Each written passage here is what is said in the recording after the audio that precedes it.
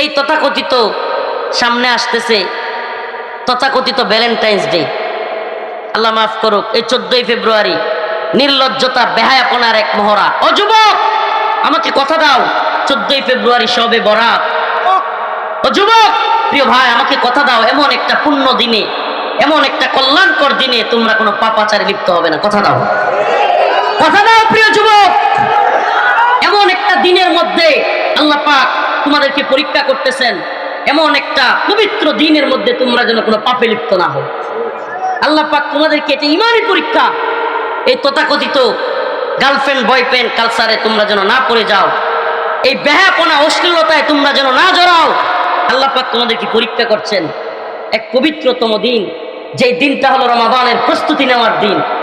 ওই দিন থেকেই নিয়ত করা, রমাদানের প্রস্তুতি নেওয়া, বেশি বেশি নফল ইবাদত করা, পারলে রোজা রাখতে চেষ্টা করা 1-2টা এর আগে, রমজানের আগে। কারণ প্র্যাকটিস এই চেষ্টাগুলো করবো তো ইনশাআল্লাহ আমরা। এ প্রিয় যুবক ভাই, কথা দিলা তো কোনো ধরনের বেহায়াপনায় লিপ্ত হবে না তো ইনশাআল্লাহ? এ যুবকেরা, কোনো ধরনের এই গার্লফ্রেন্ড কালচারে জড়িত হবে না তো তোমরা ইনশাআল্লাহ? আমাদের ভালোবাসা বিয়ের পরে, আমাদের যত ভালোবাসা কথা কয় না, বিয়ের পরে স্ত্রীকে যে যুবক ভালোবাসলো তার প্রতিটা মুহূর্তে আল্লাহ পাক ফেরেশতাদেরকে বলেন তার আমল নামায় নিকে লিখো। সুবহানাল্লাহ বলেন। আর তুমি তোমার গার্লফ্রেন্ডকে নিয়ে যতক্ষণ সময় কাটাইলা ততক্ষণ কবিরা গুনাহ জারি, কবিরা গুনাহ, আর একটা গুনাহ জাহান্নামে যাওয়ার জন্য যথেষ্ট।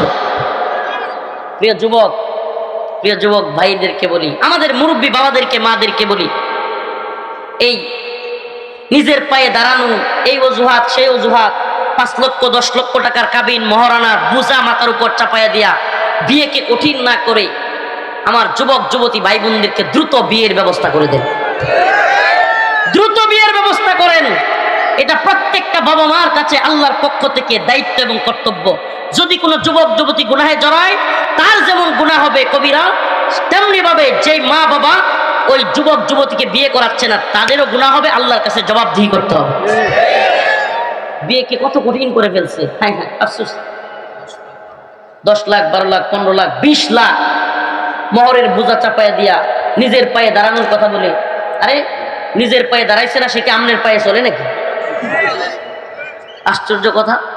আল্লাহ রাসূল সাল্লাল্লাহু আলাইহি সাল্লামের কাছে, শুনেন হাদিস, শুনেন হাদিস, কোনো বানোয়াট কিচ্ছা কাহিনী বলতেছি না। আল্লাহ রাসূল সাল্লাল্লাহু আলাইহি সাল্লামের কাছে এক মেয়ে আসছে, তখন মুসলমান হয় নাই। বলতেছে, ইয়া রাসূলুল্লাহ, আপনি যদি আমার বিয়ে করেন তাহলে আমি মুসলমান হব। সুবহানাল্লাহ। আল্লাহ রাসূল মুখ ফিরায় নিলেন, রাজি হলেন না। আবার দ্বিতীয়বার বলতেছে, ইয়া রাসূলুল্লাহ, আপনি যদি আমার বিয়ে করেন আমি মুসলমান হয়ে যাব। রাসূল সাল্লাল্লাহু আলাইহি সাল্লাম আবারও মুখ ফিরায় নিলেন। তৃতীয়বার আবার মেয়েটা বলতেছে, ইয়া রাসূলুল্লাহ, আপনি যদি আমার বিয়ে করেন আমি মুসলমান হয়ে যাব। এই মুহূর্তে এক সাহাবী বলে বসছে, ইয়া রাসূলুল্লাহ, মেয়েটা অনেক সুন্দরী, দেখতে খুব ভালো। বলতেছে, ইয়া রাসূলুল্লাহ, আপনি বিয়ে না করলে আমার সাথে বিয়ে করাই দেন। হাদিস বলতেছে, সুবহানাল্লাহ। আল্লাহ রাসূল বললেন, তুমি যে বিয়ে করবা মহারানা আছে, একটু স্বর্ণের টুকরা নিয়ে আসো। কয়, ইয়া রাসূলুল্লাহ, আমার তো আপনি জানেন আমি গরিব, আমার স্বর্ণের টুকরা নাই। একটু রূপা নিয়ে আসো। কয়, তাও নাই। কয়, একটু তামা নিয়ে আসো। কয়, তাও নাই। কয়, যাই আছে নিয়ে আসো। ইয়া রাসূলুল্লাহ, আমি তো আরো বেশ সবচেয়ে গরিব, আমার কিচ্ছু নাই। কয়, তুমি কি সূরা কিরাত জানো? কয়, জানি কয়েকটা। পারো? কয়, হ্যাঁ। ওই মহিলারা বলল, তুমি মুসলমান হবা, ওই যুবক তোমাকে এই সূরাগুলো শিখাইয়া দিবে, এগুলোই তোমার মোহর। সুবহানাল্লাহ। হাদিস। সুবহানাল্লাহ। কত সহজ ছিল বিয়ে। আর এখন এই মোহরের বুজার নামে কি পরিমাণ কঠিন যুবকদের করছে। ওরে বাবা, 10 লক্ষ টাকা কাবিন, 4 লক্ষ টাকা ওয়াসিল দেওয়ান লাগে।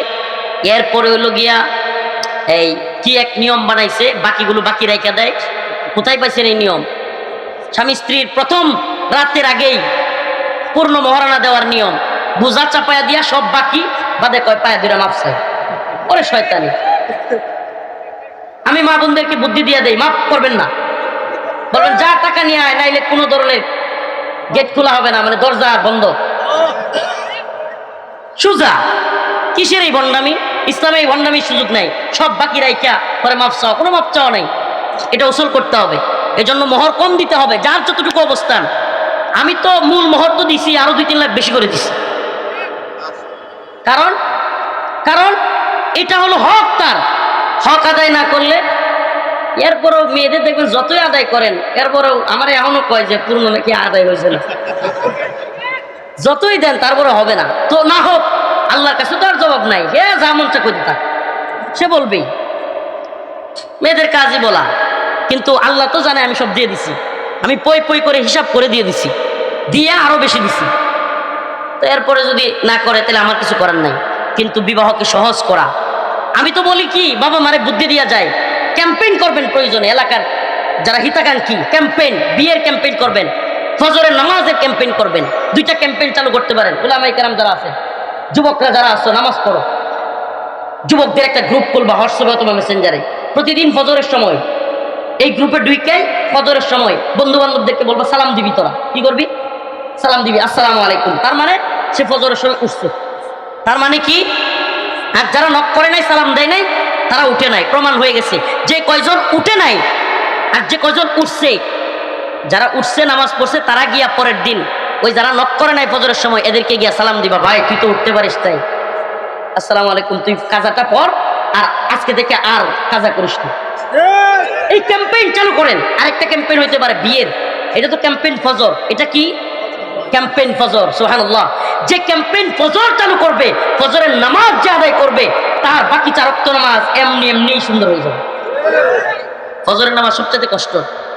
আল্লাহ পাক সুবহানাল্লাহ, সালাফগণ বলেন আল্লাহ পাক ফজরকে এমন একটা সময় রাখছেন যে মুনাফিকরা ফজর চাইলেও আদায় করতে পারবে না। মানে মুনাফিক পারবে না, আর মুমিনের জন্য অসম্ভব না। সুবহানাল্লাহ।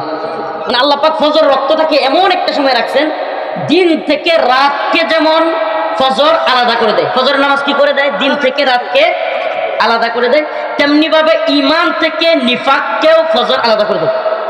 সুবহানাল্লাহ কোন না, দিন থেকে রাতকে আলাদা করে কোন নামাজ, ফজর। তেমনি ভাবে মুমিন থেকে মুনাফিকদেরকেও আলাদা করে কোন নামাজ, সুবহানাল্লাহ।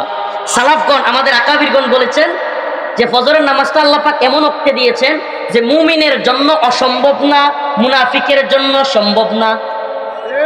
মুমিনের জন্য কষ্টকর কিন্তু অসম্ভব না, কিন্তু মুনাফিকের জন্য অসম্ভব, সম্ভবই না। সুবহানাল্লাহ। তাইলে ফজরের নামাজ আদায় করবো তো। আরেকটা ক্যাম্পেইন বিয়ের, উলামায়ে কেরাম নিতে পারেন, এটা অনেক সওয়াবের ভাগীদার হবে।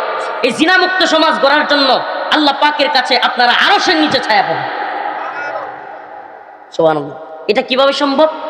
একেবারে সম্ভব, গার্ডিয়ানরা সচেতন হলেই হয়।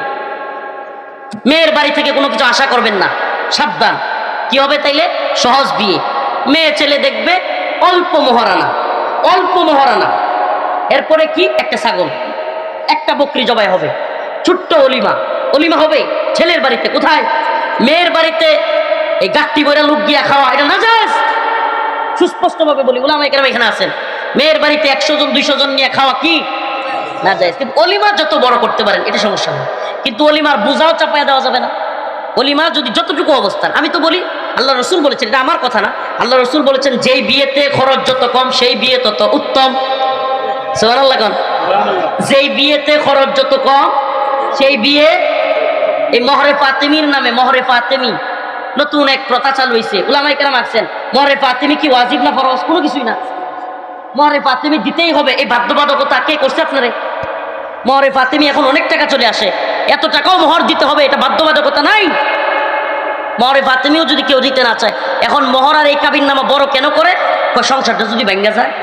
আরে মিয়া, টাকা দিয়া কেমনে সংসার কিনছেন? তাইলে বদমাইশি করেন, টাকা দিয়া সংসার আটকানো যায়? কাবিন কোনোদিন বিয়ে আটকাইতে পারছে?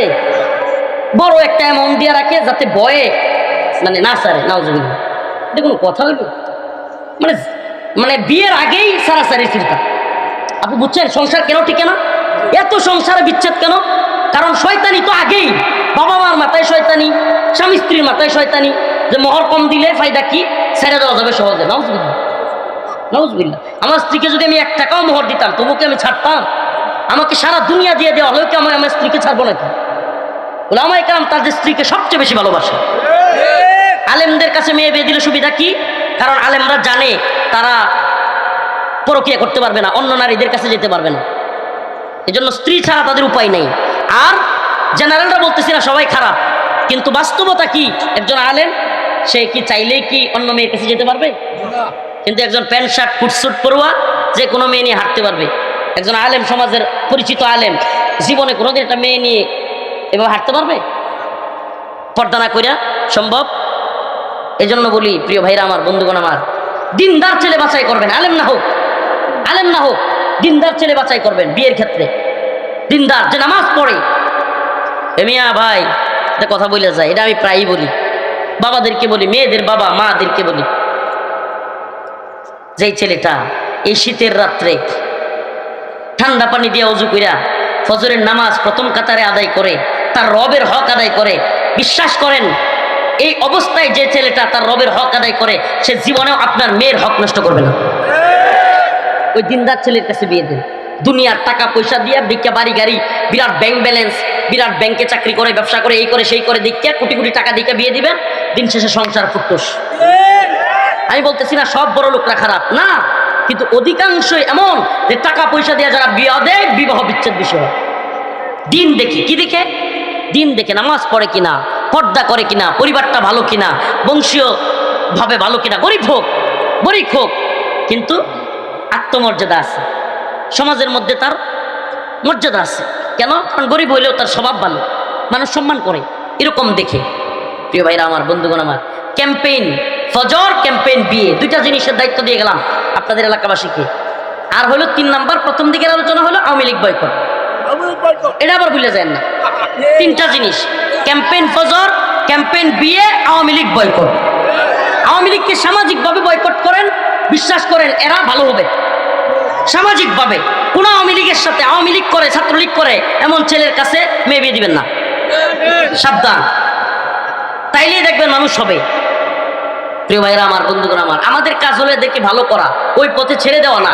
যেই পথ হিন্দুত্ববাদীদের পথ, যেই পথ দালালির পথ, সেই পথে মুসলমানদেরকে ছেড়ে দেওয়া আমাদের কাজ।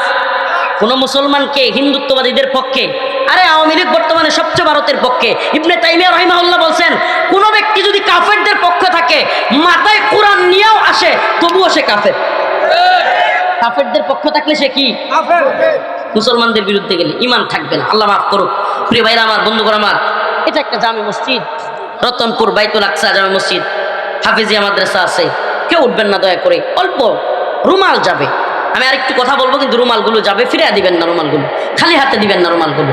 আপনাদের কাছে আমাদের আবদার, রুমালগুলোকে ভরে দিবেন মাদ্রাসার জন্য, মসজিদের জন্য। আল্লাহ রসুল বলেছেন, এই তাড়াতাড়ি উঠো উঠো, ব্যাগগুলো উঠো। মান বানা লিল্লাহি মাসজিদাম বানাল্লাহু লাহু বাইতান ফিল জান্নাহ। আল্লাহ রসুল বলেছেন, যে ব্যক্তি মসজিদ আবাদ